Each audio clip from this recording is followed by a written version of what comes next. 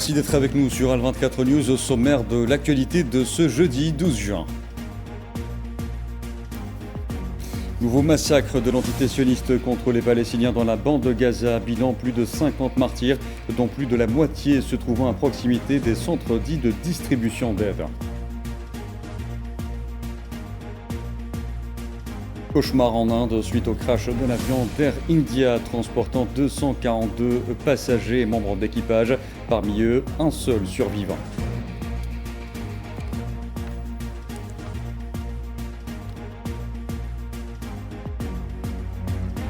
Menaces de frappe, sanctions et aujourd'hui rapatriement d'une partie du personnel diplomatique et militaire américain au Moyen-Orient. Les relations entre Washington et Téhéran s'enlisent davantage.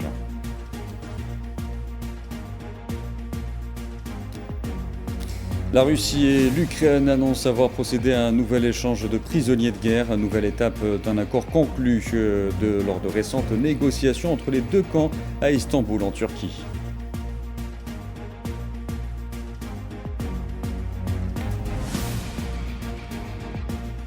Bonsoir à tous. Plus de 50 Palestiniens sont tombés en martyrs et des centaines d'autres ont été blessés au 87e jour de la reprise de l'agression génocidaire de l'entité sioniste contre la bande de Gaza. Selon les autorités sanitaires palestiniennes, les corps de 103 martyrs et 427 blessés sont arrivés dans les hôpitaux de Gaza au cours des dernières 24 heures, portant le bilan des victimes de ce génocide à 55 207 martyrs et 127 821 blessés. «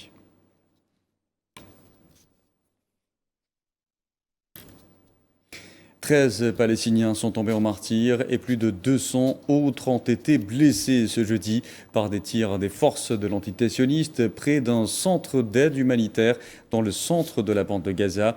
Il est situé sur la route Salah ad-Din.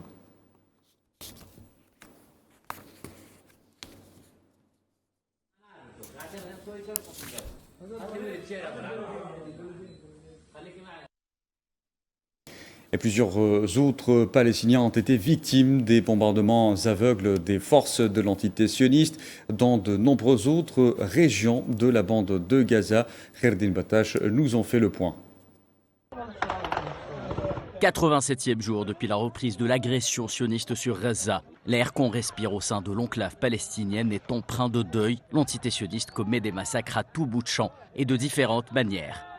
Aux bombardements incessants s'ajoutent désormais les exactions à l'encontre d'une population affamée, cherchant désespérément de quoi rompre avec la faim. Une faim brandie par la machine de guerre sioniste comme arme de guerre dévastatrice pour 2 millions de Palestiniens. À peine ont-ils ouvert les yeux aujourd'hui qu'ils apprennent que 5 personnes ont été tuées près d'un centre de distribution d'aide à Soudaniya, au nord-ouest de la ville de Gaza. Au 87e jour de génocide à Gaza, des structures de santé genoux à terre et manquant de tout sont tout de même débordées. 4 Palestiniens, plusieurs blessés arrivent à l'hôpital Shifa. Ils ont été victimes d'un bombardement sioniste sur la zone dite Abraj el-Marqoussi, à l'est de la ville de Gaza. Au même moment, l'hôpital reçoit 2 autres martyrs. Cela arrive de Jabalia au nord. Un bombardement sur la région de Bir Naja les a fait martyrs de la barbarie sioniste. Nous ne sommes qu'au début de l'après-midi et les communiqués des services sanitaires de Gaza s'enchaînent. 24 Palestiniens ont déjà été tués depuis les premières lueurs du jour. C'est précisément le moment choisi par l'armée d'occupation pour s'attaquer à des habitations à Haïtoufah, quartier surpeuplé situé au centre de l'enclave. Pas très loin de là, l'entité sioniste perpétue ce qu'est devenu une pratique génocidaire quotidienne. Les tentes de fortune abritant des centaines de milliers de déplacés à Mawassi Khan Younes, à l'est de la bande de Gaza, sont prises pour cible. Les premiers échos annoncent plusieurs martyrs et blessés. L'assiduité sioniste en matière de massacres de masse n'est plus à démontrer. Direction le nord-est de Gaza, Choujaï, une région hantée par les crimes sionistes commis à l'encontre de familles entières, ensevelies 6 pieds sous terre par des tonnes de bombes larguées depuis le ciel sombre de Gaza. Cette fois-ci, ce sont les drones qui sont mis à contribution pour cibler des civils, bilan inconnu jusqu'à maintenant. Le reste de la journée sera marqué par une intensification des frappes sur l'ensemble de l'enclave palestinienne pour une trentaine de martyrs signalés. À Gaza, les forces de l'entité sioniste sont accusées de pratiques perfides, ciblant délibérément des civils près des centres de distribution d'aide humanitaire. En violation flagrante du droit international, ces attaques deviennent de plus en plus fréquentes. Elles renseignent davantage sur des intentions purement génocidaires. Mohamed Wali Ben Shaban. Alors qu'il cherchait désespérément à accéder à une aide alimentaire, l'entité sioniste a une nouvelle fois ouvert le feu sur des civils affamés, tuant brutalement des Palestiniens innocents. La plupart d'entre eux se trouvaient près d'un site d'aide humanitaire, près de Nazarim et de Rafah. Il semble que la politique de mort de Netanyahou n'a pas de limite. Dans l'enclave, le drame humain se poursuit avec une violence effroyable. L'entité sioniste multiplie désormais les méthodes génocidaires, innovant dans l'horreur pour cibler des civils déjà éprouvés par la guerre, la famine et le siège.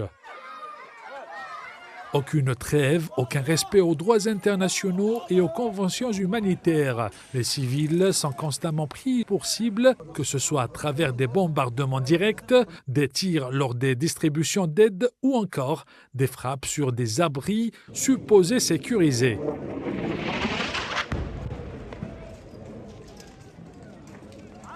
À chaque instant, la vie d'un enfant, d'une femme ou celle des personnes âgées peut être brutalement fauchée. Ce mépris total pour la vie humaine soulève l'indignation. Pour l'armée sioniste, la mort semble être une stratégie délibérée, non un dommage collatéral.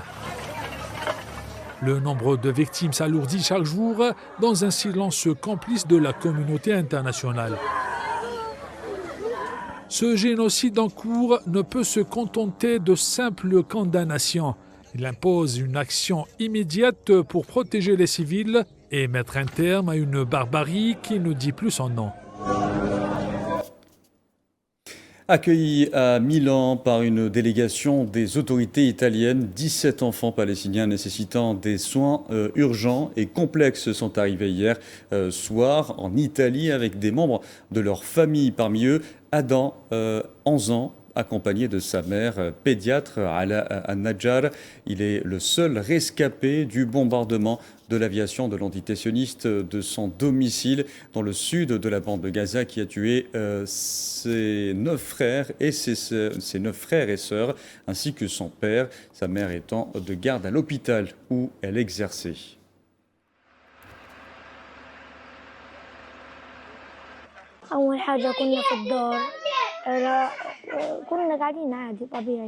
Nous étions à la maison, tout était normal, puis ils ont lancé un missile sur notre immeuble. De la fumée s'est échappée, puis un autre missile nous a touchés et a rasé tout le bâtiment. Il y avait plusieurs panneaux solaires sur le toit. Ils se sont tous effondrés. Il n'en restait qu'un ou deux. Tous mes frères ont été tués, mon père aussi. Que Dieu lui accorde sa miséricorde.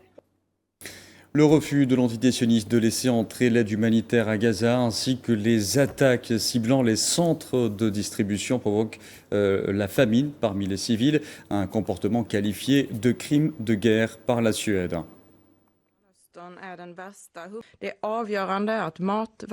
Il est essentiel que la population civile, composée en grande partie de femmes et d'enfants vivant dans des conditions totalement inhumaines, reçoive rapidement de la nourriture, de l'eau et des médicaments. Utiliser la famine comme arme de guerre constitue un crime de guerre. L'aide humanitaire vitale ne doit jamais être politisée ou militarisée.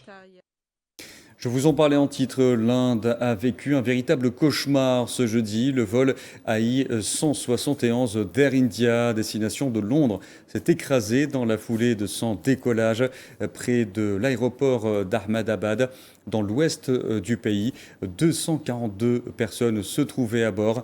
L'appareil a fini sa course dans un quartier résidentiel. Dans sa première réaction, le Premier ministre indien Narendra Modi s'est dit abasourdi et attristé.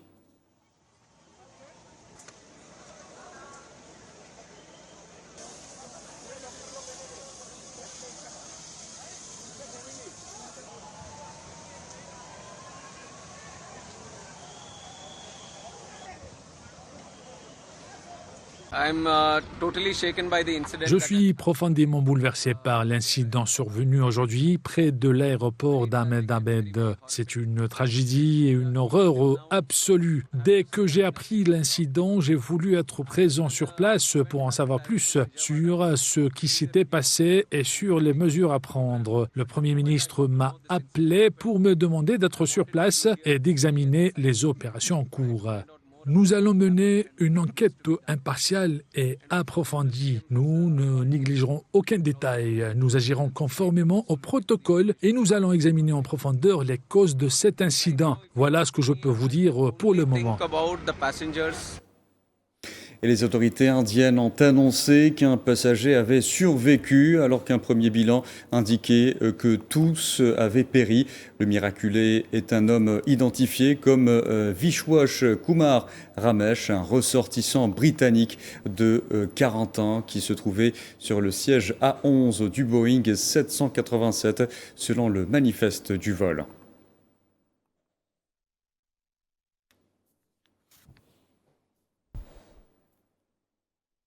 Je vous en parlais également en titre, menace de frappe, sanctions et aujourd'hui rapatriement d'une partie du personnel diplomatique et militaire américain au Moyen-Orient. Les relations entre Washington et Téhéran deviennent de plus en plus toxiques dans un contexte de blocage des négociations sur le programme nucléaire iranien, suscitant des craintes d'un conflit régional majeur. Sofiane Bessabri. Une atmosphère d'escalade plane entre l'Iran et l'entité sioniste. Le président iranien a pris la parole dans la journée pour s'adresser directement aux États-Unis et à leurs alliés dans la région. Dans le contexte de négociations sur le nucléaire iranien, l'Iran a exprimé sa volonté de souveraineté dans ce dossier hautement sensible qui lui vaut les attaques verbales et menaces répétées de l'entité sioniste. Croyons et plaçons notre soutien en Dieu. Nous sommes capables de surmonter tous les problèmes. Nous sommes dévoués à Dieu. Par conséquent, nous ne sommes pas dévoués à l'Amérique et à ses alliés. Cela ne signifie pas que nous voulons combattre le monde, mais que nous voulons dialoguer avec le monde, et que nous ne nous soumettrons pas à la force, à l'oppression et à l'intimidation. Entre-temps, Washington a procédé à l'évacuation d'une partie de son personnel diplomatique en Irak en raison d'une possible attaque de l'entité sioniste sur l'Iran, qui a indiqué qu'en cas d'attaque, les bases américaines en Irak seraient visées par Téhéran. Le ministre de la Défense iranien a lui déclaré que l'Iran riposterait en touchant les intérêts militaires américains, ajoutant qu'en cas d'agression, les victimes de l'adversaire seraient plus nombreuses que celles de l'Iran. Trump est lui monté au créneau lors d'une conférence à Washington. Je ne veux pas dire que c'est imminent, mais il semble que c'est quelque chose qui pourrait très bien se produire, a déclaré le président américain. Le chef de la Maison-Blanche a toutefois appelé l'entité sioniste à ne pas frapper l'Iran, affirmant qu'un accord sur le nucléaire de Téhéran restait proche. Dans l'actualité également, les producteurs, les organisations criminelles au Maroc, premier producteur mondial de hashish, ont adopté les tactiques des cartels connus dans ce domaine, notamment d'Amérique latine, pour étendre leur influence et transporter leur drogue vers l'Europe en utilisant de puissants bateaux. Révélation faite par le journal espagnol El Periódico de Ceuta dans un article paru sous le titre Le triangle de la drogue, Costa del Sol, Gibraltar et Maroc. La même source a précisé que le hashish est souvent transporté vers l'Europe par de puissants bateaux de drogue, un sujet sur lequel nous reviendrons en détail dans nos prochaines éditions.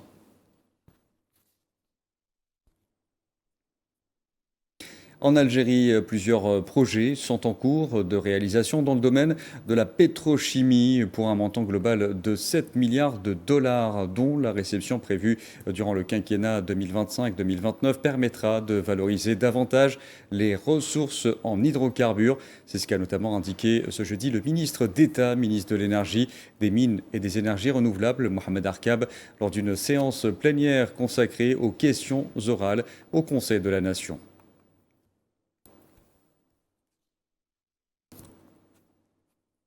Les secouristes sud-africains ont mené ce jeudi une course contre la montre pour tenter de retrouver des survivants après les inondations ayant fait 49 morts dans une province orientale du pays où le bilan pourrait encore grimper. Des pluies torrentielles et des températures glaciales ont frappé lundi la province de Cap-Oriental, essentiellement rurale et sous-développée, provoquant de graves inondations qui ont submergé des habitations et emporté au moins un minibus scolaire transportant des enfants, dont 4 sont toujours portés disparus.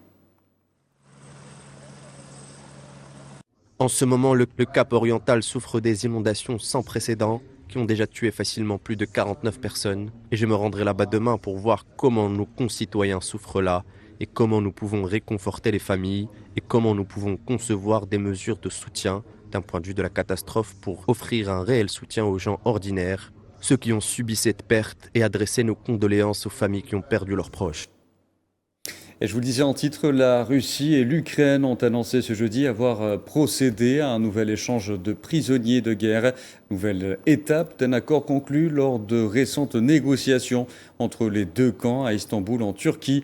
Toutefois, ni Kiev ni Moscou n'ont précisé le nombre de prisonniers échangés.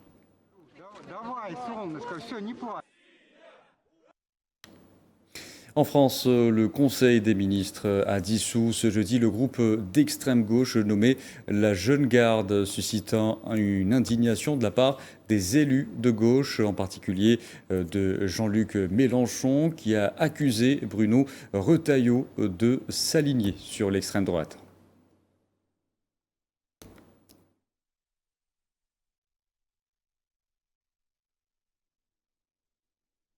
La colère gagne du terrain aux États-Unis après les violents affrontements à Los Angeles où les protestataires se sont heurtés aux forces de l'ordre. Le mouvement se propage dans d'autres villes du pays. Si de nombreuses manifestations contre les expulsions de sans-papiers sont restées pacifiques, certaines ont donné lieu à des affrontements et interpellations. C'était le cas notamment à New York. Le point avec Iman Merad.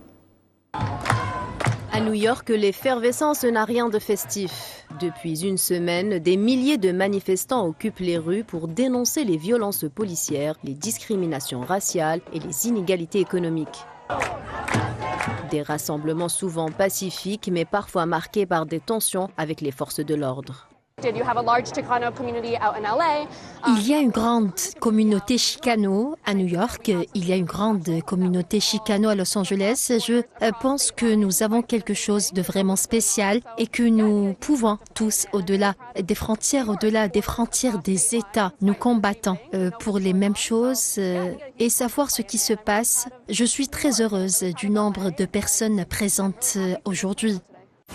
Les stars américaines s'engagent dans ce mouvement. LeBron James, Billie Eilish, Ariana Grande ou encore Viola Davis utilisent leur notoriété pour soutenir les manifestants. Sur les réseaux, les messages de solidarité se multiplient. Cette contestation sociale survient à un moment crucial pour le sport mondial. La Coupe du monde des clubs, organisée pour la première fois à 32 équipes, débute ce 15 juin. Plusieurs événements médiatiques devraient se tenir à New York, mais certains sont déjà annulés ou déplacés. À New York, la rue gronde, tandis que la planète football s'apprête à vibrer. Deux mondes qui pour l'instant s'observent, mais les organisateurs le savent. Au moindre incident, c'est toute la compétition qui pourrait vaciller. New York, entre passion du jeu et colère de la rue. Allez, parlons de toute autre chose à présent. Quand la gastronomie côtoie la littérature, cela donne le couscous, racines et couleurs d'Algérie. Il s'agit du dernier ouvrage de Yasmina Sellam, sélectionné pour la finale du prestigieux concours international Gourmand World Cookbook Awards 2025 qui se tiendra à Lisbonne, au Portugal. Publié par l'ANEP, ce livre met en valeur la richesse culturelle du couscous algérien.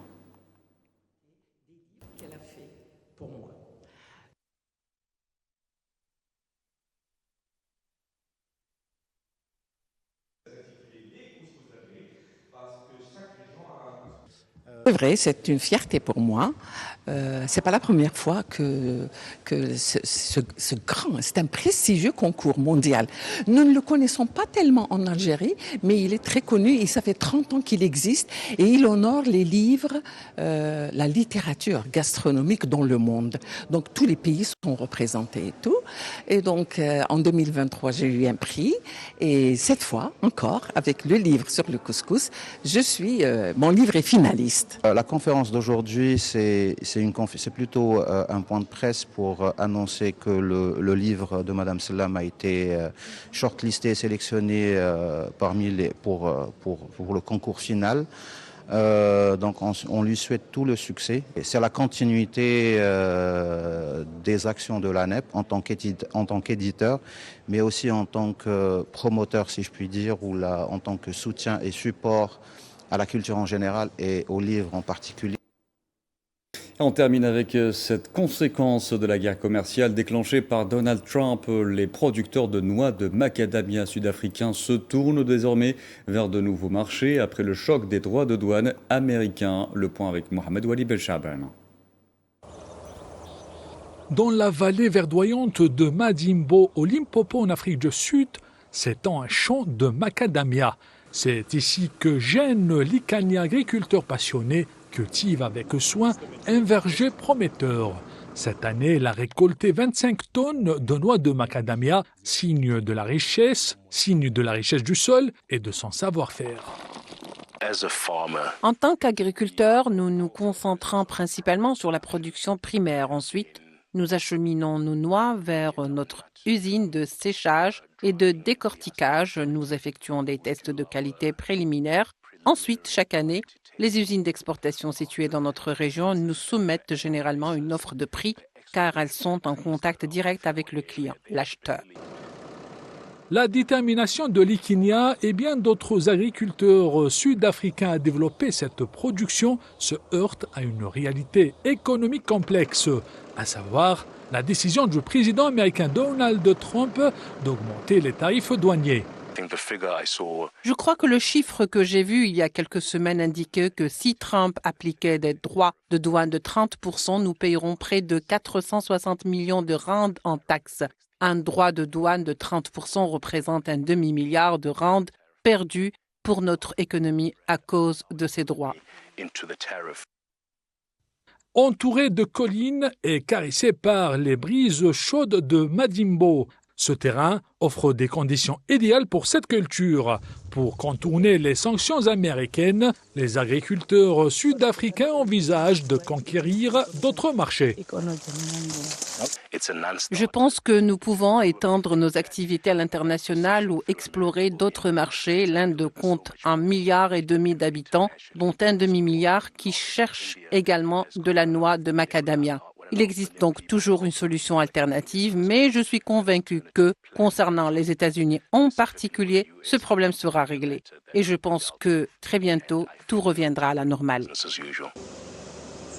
La culture des noix de macadamia connaît un essor remarquable en Afrique du Sud, où de plus en plus d'agriculteurs misent sur ce secteur enrichissant dans la région.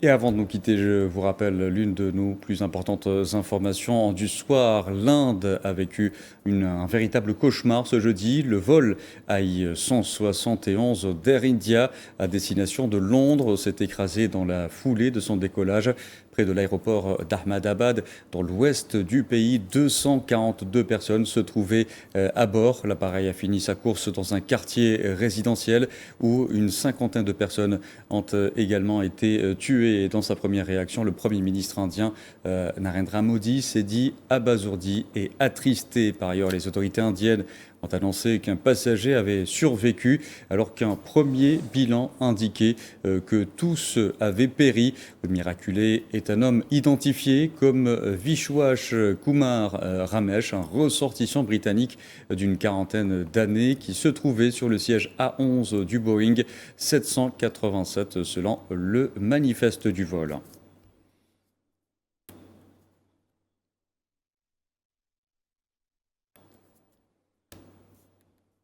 Et on arrive à la fin de ce journal. Merci à vous de l'avoir suivi. Vous pouvez revoir ce programme sur le site d'Al24 News à travers nos différentes plateformes en scannant le QR code qui s'affiche en bas de votre écran. Excellente soirée à tous.